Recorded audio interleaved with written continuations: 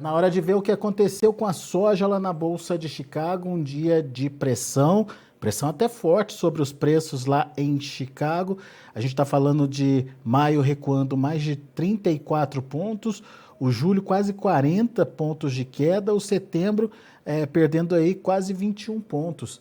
Ou seja, um dia de pressão e é engraçado que quando a gente para olhar os fundamentos que fizeram os preços recuarem, são praticamente os mesmos que fizeram os preços subir na semana passada. A gente vai comentar sobre isso com o Vlamir Brandalize, lá da Brandalize Consult. Está aqui já o Vlamir com a gente. Seja bem-vindo, meu amigo. Muito obrigado por estar aqui com a gente mais uma vez e nos ajudar a entender. Semana passada você lembrou a gente aqui que tinham fatores positivos, uma conjunção positiva aí para os preços, e a semana está começando com pressão negativa, Vlamir. O que mudou? Seja bem-vindo. Boa tarde, Alex. Boa tarde a todos. Obrigado pelo convite, Alex. A semana passada nós tínhamos quase todos os fatores que fundamentam a formação das cotações na linha positiva, né, Alex?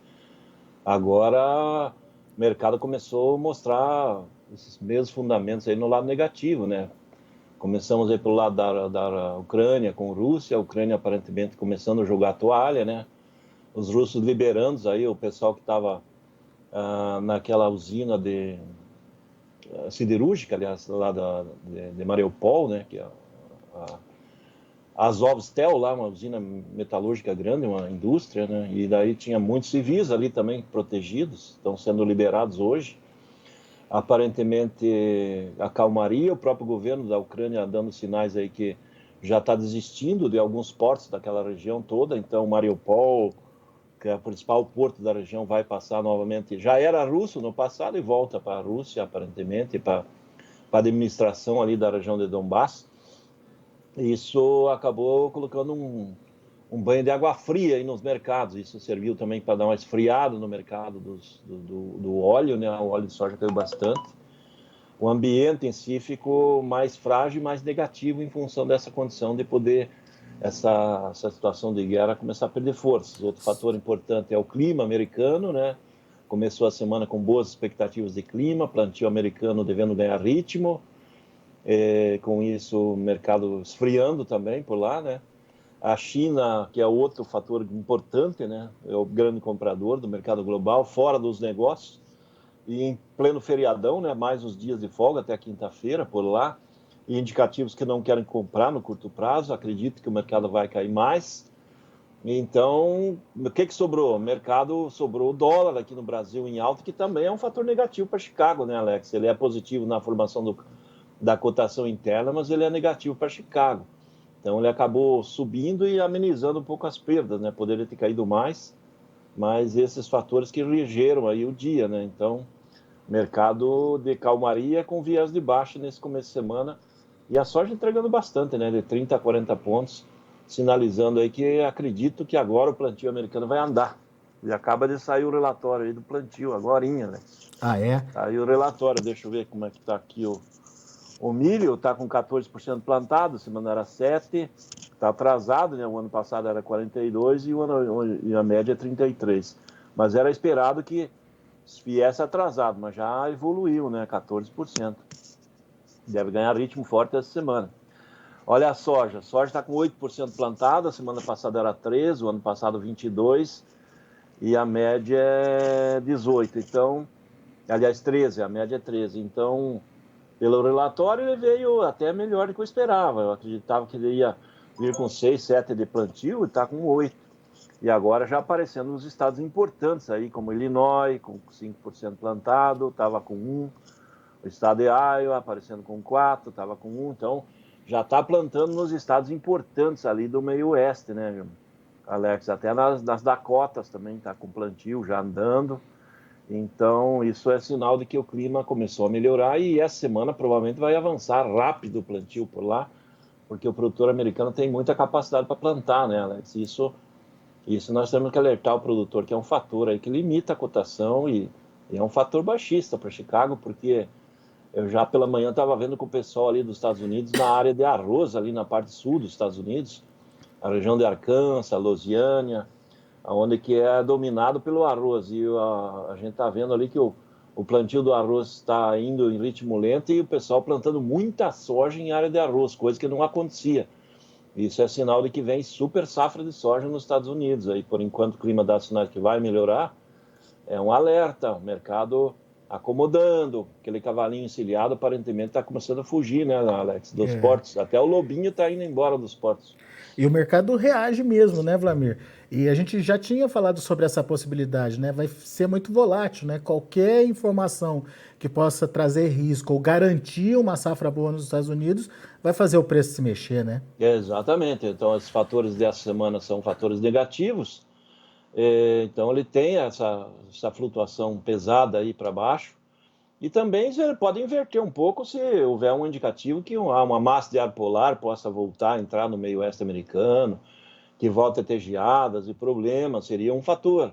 Ou um período de seca mais prolongado também acabaria sendo um fator de reverter essas posições. Mas esse começo de semana, as previsões de clima para 7 a 14 dias de hoje, elas são de condições boas para plantar. E aí nós vamos ver aí o produtor americano botando toda a tecnologia que tem na mão no campo, né? O produtor americano pode plantar toda a safra dele em 3 semanas. Então tem condição de plantar, está preparado para isso, e se o clima permitir, o plantio vai andar, e provavelmente na semana que vem já está mais perto do normal aí o plantio do que esse começo de temporada que começou com atraso, né, Alex? Muito bom. Ô Vlamir, deixa eu só retomar um dos fatores que você colocou aí como de pressão nos preços, que é a questão do óleo, o óleo despencando. Caiu bastante o óleo hoje. Mas por quê? Qual que é a ligação do óleo e por que que o óleo caiu hoje? Qual que é a relação? Olha, Alex, com relação ao óleo, a gente tem que levar em consideração um fator importante que é o óleo mais consumido do mundo é o óleo de palma, que é dominado por Malásia, Indonésia, ali na Ásia, né? E o segundo óleo mais consumido é o óleo de girassol. E o óleo de girassol, ele tem o domínio absoluto na oferta mundial da Rússia e da Ucrânia. E eles agora, podendo evoluir com o plantio, podendo ter uma safra não tão grande, mas ter uma safra, que era uma coisa que não, até a semana passada estava muito difícil de acontecer, é sinal de que vai ter oferta de óleo de girassol também. E essa condição aí da Ucrânia dando sinais de que está indo para uma linha de uma paz, aí, porque ela está vendo que não tem, que não, a guerra não é viável para eles, e ela é importante acenar aí a bandeira da paz, fazer um acordo de paz e dar condição para o produtor ucraniano e parte do produtor russo também plantarem, é sinal de que pode ter a oferta não tão grande, mas uma oferta de óleo de girassol, e aí automaticamente ele impacta diretamente no óleo de soja, né, que é o terceiro óleo mais consumido do mundo, e ele vinha crescendo a níveis históricos. O óleo de soja, ele bateu todos os recordes históricos de cotação aí nas últimas 2 semanas, e agora ele está se acomodando. Não quer dizer que o óleo vai ficar baratinho, vai cair muito, mas ele caiu bastante hoje, ele acabou pressionando a própria soja para baixo, e aparentemente podendo plantar uma parte da safra da Ucrânia e plantando a safra da Rússia, certamente o mercado vai se acomodar. Então, a fase mais alta das cotações do óleo pode estar passando e agora em diante a tendência é acalmar ele em valores menores, né? Porque o óleo andou batendo os 90 centavos por libra-peso, quando que o normal dele era andar de 40, 50 centavos por libra-peso. Então, ele mais que dobrou frente aos valores que eram antes. Agora, a tendência dele é se acomodar em patamares menores e acaba pressionando o óleo de soja também, né, Alex? Muito bom. Vlamir, essa pressão em Chicago, entre os fatores, o dólar em alta. O que isso significa para o Brasil? Uma coisa compensou a outra ou a gente teve perdas em reais também? O dólar em alta aqui no Brasil acabou servindo para amenizar o tombo, né? Porque as cotações recuaram nos portos aí. Hoje estava a soja curta, aí vamos ser a soja de maio com junho, de 198 a 200 reais. Semana passada era de 200 a 203. Então recuou 2, 3 reais aí nos níveis. A soja lá do meio do ano, que chegou a dar chance de 205, 206 na sexta-feira, hoje já está na faixa de 200, 202, também recuou. Se não tivéssemos tido essa alta do dólar, as quedas seriam maiores. Balcão, por exemplo, Alex, hoje pagou 190 reais, vamos dizer assim, no Rio Grande do Sul. Recuou R$1 na média frente à semana passada. ele poderia ter recuado mais. É provável que amanhã já esse balcão já esteja em R$ 188, porque essa pressão de baixa agora do Chicago vai refletir no balcão amanhã. Então, o ambiente que está fechando o dia é um ambiente negativo. Esse atraso do plantio continua, mas o mercado esperava por isso. Vamos ver o que vai reagir durante a noite, mas eu acho que não tem forças aí para inverter e recuperar esses 30, 40 pontos que perdeu. O mercado tende a se acomodar aí nessa semana, Alex. E falta demanda também, né, Alex? Não tem comprador, sem né? a China, né? Esse aí é o principal comprador, também é complicado, né, de você puxar a cotação só do lado do vendedor, né? Vai ser uma semana frágil, então, Vlamir. Sim, vai ser uma semana de poucos negócios, tanto lá fora como aqui dentro. Semana aqui dentro, a semana passada, nós negociamos provavelmente entre vendas novas e fixações de soja entregue mais de 3 milhões de toneladas. E mesmo assim temos aí umas 50 milhões de toneladas para negociar da safra, frente ao que tínhamos. É um grande volume ainda a ser negociado, mas essa semana provavelmente vai ser uma semana de pressão menor de negócios, porque o produtor ele parou as vendas hoje acreditando que o mercado volta, e aí ele vai segurando, né? Vai vendo o mercado, vai segurando para esperar, e eu acho que vai ser desse lado. E o comprador não vai vir forçando compra, porque também tema em novas baixas, e daí não quer pagar mais caro por isso. A indústria brasileira está no mercado hoje para a faixa de no máximo R$ 200 CIF aqui no Sul, e já dá indicativos que amanhã deve abrir com 198. Então, um sinal de leve fraqueza no ambiente e nas cotações, Alex. Mas e aí, Vlamir? E o produtor sai mesmo do mercado e espera para ver o que vai acontecer? Olha, Alex, o ideal do produtor seria fazer que nem os produtores americanos. Como as cotações ainda estão boas, aí nessa faixa de 200 CIF indústria, 200 no porto, é ainda aquele momento que ele pode aproveitar para fazer um hedge, vamos dizer assim. Se ele quer ficar com a soja, fazer um hedge para se proteger contra a queda.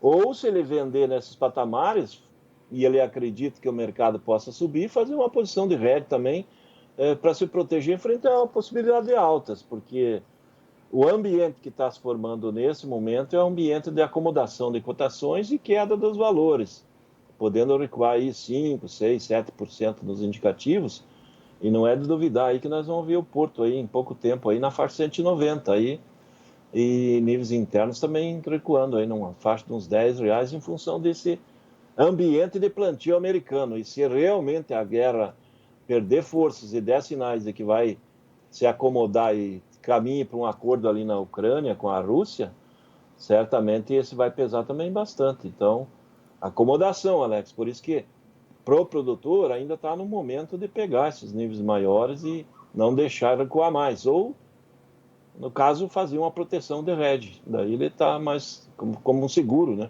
E principalmente aquele produtor que precisa abrir espaço para a entrada da safrinha, né, Vlamir? Tem mais isso, né? Em poucas, acredito que em 2, 3 semanas comecem as primeiras colheitas, e em 5, 6 semanas nós vamos ter muito milho em colheita aí pelo Brasil afora. E a grande questão é que a maior parte do milho que vai ser colhido ainda não foi negociado. Então, o milho que está na mão é do produtor e vai ser colhido, e algum lugar vai ter que colocar, armazéns vão estar cheios. Ainda vemos essa pressão aí que pode vir aí para frente, que é o milho chegando, né, Alex? Comercialização do milho está atrasada também, Vlamir? Olha, esse ano a safrinha o pessoal está muito cauteloso, vendeu pouco, porque aquele que vendeu antecipado o ano passado, ele acabou recebendo menos do que o mercado veio pagar na hora da colheita. Então, por isso que E o correu o produtor risco está de não. receoso, né? Ele Correu, está se segurando, né? correu o risco de não ter para entregar também, né? Dependendo da O região. Né? temor era da seca, nós tínhamos uma seca na safra de verão, aí no sul, principalmente parte do centro-oeste, e agora também, o temor do produtor é que o clima não permitisse, então ele vendeu parte, mas a maior parte do grão que vai ser colhido ainda está disponível para ser vendido. Então é um grande volume de milho, e provavelmente nós vamos ter aí mais de 50 milhões de toneladas de milho para ser negociada dessa safrinha que está sendo esperada aí pela frente. E ela vai chegar logo, né? Não está longe, não. É, isso aí. Vlamir Brandalize, meu amigo, muito obrigado mais uma vez pela sua participação conosco aqui. Volte sempre, Vlamir. É isso, Alex. Um grande abraço, boa semana a todos aí. Ainda estamos com boas cotações. O milho está no cavalinho, né? A cotação do milho hoje deu 95 no Porto no curto, dá R$ 100 aí no julho, aliás, no dezembro. Tá com boas cotações o milho, para aquele que precisa fazer uma garantia de milho, também tá boa as cotações do milho. E tem toda essa tensão com o clima também em algumas regiões, né? Ainda tem o tempo seco, né? Você pega a parte do Mato Grosso, parte de Goiás, aí que não chove já 2, 3 semanas, alguns lugares até mais, né? É isso aí. É isso aí. Boa, Vlamir. Abraço para você, até a próxima. Abraço, Alex. Até mais, até outro dia. Tá aí, Vlamir Brandalize Consult aqui com a gente no Notícias Agrícolas. Lembrando que essa é uma semana enfraquecida aí para os negócios.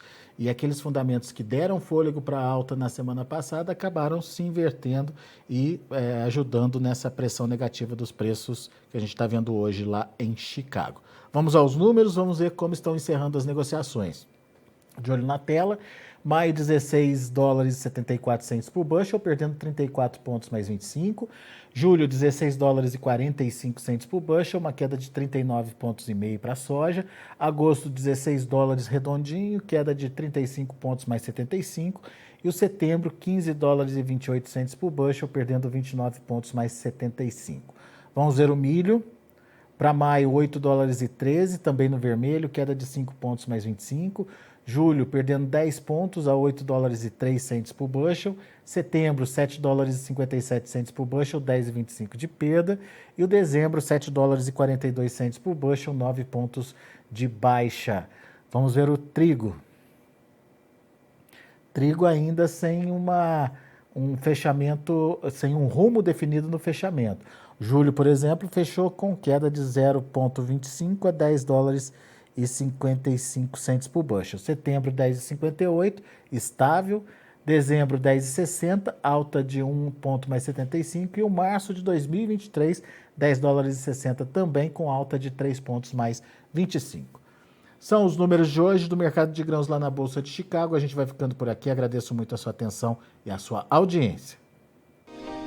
Se inscreva em nossas mídias sociais. No Facebook, Notícias Agrícolas. No Instagram, @Notícias Agrícolas. E em nosso Twitter, @Norteagri. E para não perder nenhum vídeo, não se esqueça de nos acompanhar no YouTube e na Twitch, Notícias Agrícolas Oficial.